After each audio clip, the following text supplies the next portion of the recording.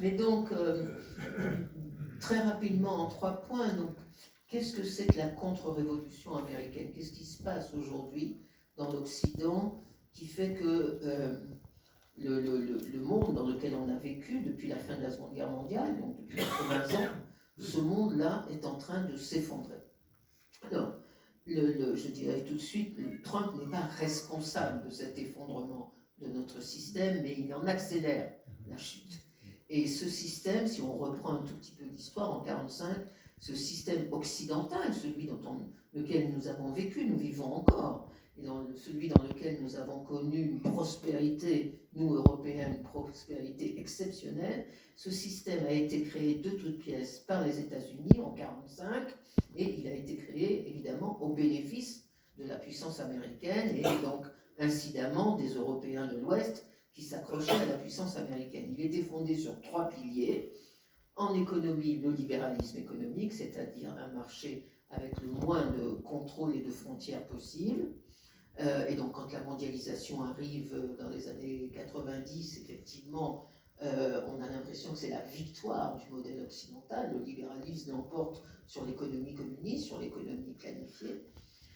Deuxièmement, en politique, c'était la démocratie représentative qui a été à la fois la grande force et le grand objectif de la politique américaine pendant ces 8 décennies, c'est-à-dire on crée la démocratie partout où on pouvait. Ce sont les Américains qui ont écrit la loi fondamentale allemande en 1949 et leur soutien à l'élargissement de l'Union européenne et leurs erreurs sur la démocratie en Irak, par exemple, tout cela, malgré tout, participe d'un même attachement à la démocratie politique. Et troisièmement, sur le plan de la relation internationale, le troisième pilier, c'était la construction d'une communauté internationale basée sur un droit que l'ensemble des États de la planète devaient respecter, sinon les autres lui portaient la punition qu'il méritait. Ça, c'est le système occidental que l'on a connu pendant toutes ces années. Libéralisme économique, démocratie politique, primat du droit. Et le tout était consacré dans des institutions que l'Amérique, encore une fois, contrôlait. L'ONU, bien sûr, avec la Charte des Nations Unies qui énumère les principes de ce droit international, le FMI, la Banque mondiale, et un peu plus tard l'OMC, l'Organisation mondiale du commerce. Et les Américains étaient le seul pays occidental à avoir un veto dans les 4 organisations.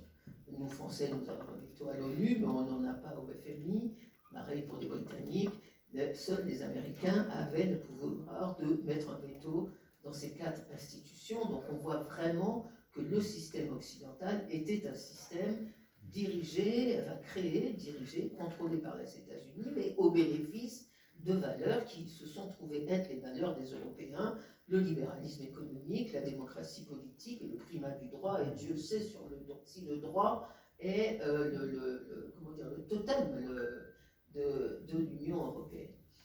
Et donc ce système, il a parfaitement fonctionné pour l'Occident. Et je répète, pendant toute la guerre froide, l'Occident c'était tout petit. Hein. C'était l'Europe, les États-Unis, le Japon, et voilà. Mais il a parfaitement fonctionné à tel point que l'Europe, qui connaissait la famine en 1950, à Paris, dans les rues, il y avait la famine. C'est pour ça que d'ailleurs l'abbé Pierre, le diable et son âme, mais quand même l'abbé Pierre avait fait quelque chose d'important dans les années 50. Cette Europe est passée donc de la destruction la plus totale à une très grande puissance en 2000. En 2000, nous étions la première puissance économique du monde, la première puissance commerciale du monde. Nous allions devenir la deuxième puissance pour la monnaie, l'euro devenant la deuxième monnaie de réserve dans le monde. Nous étions la première puissance du monde pour l'aide publique au développement et la première puissance du monde pour l'aide humanitaire dans le monde. Donc un très très grand succès de ce système occidental. Je ne parle même pas de la puissance américaine qui dépensait encore maintenant plus de 50% des dépenses militaires mondiales, qui avait entre 70 et 80% des prix Nobel, et qui avait inventé ce rêve américain, ce modèle américain qui a servi de bastion, enfin de drapeau à l'ensemble des révoltés de la planète, en particulier en Chine, mais partout où il y avait une revendication consolidation démocratique, c'était tout le nom du rêve américain et aussi quand même la Révolution française pour ce qui concerne Tiananmen. Or, ce système-là est en train de disparaître complètement. Et c'est ça qui est difficile à comprendre, mais parce qu'on a déjà eu des crises économiques, on a eu des crises politiques, on a eu des remises en cause du droit international, mais le fait que ces trois piliers en même temps disparaissent, ça c'est complètement nouveau.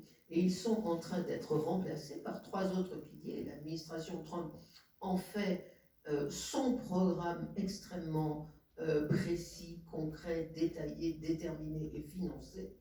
Je reviendrai après sur ce que j'appelle l'administration américaine, mais et avec une volonté de les remplacer par trois autres. Donc en économie, ce ne serait plus le libéralisme mais le protectionnisme, c'est-à-dire l'instauration de contrôle sur la puissance économique des autres.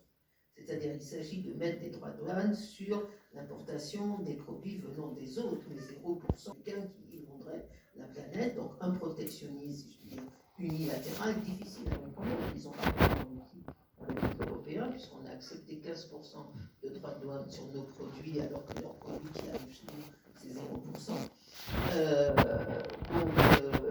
Le protectionnisme qui remplacerait le libéralisme économique.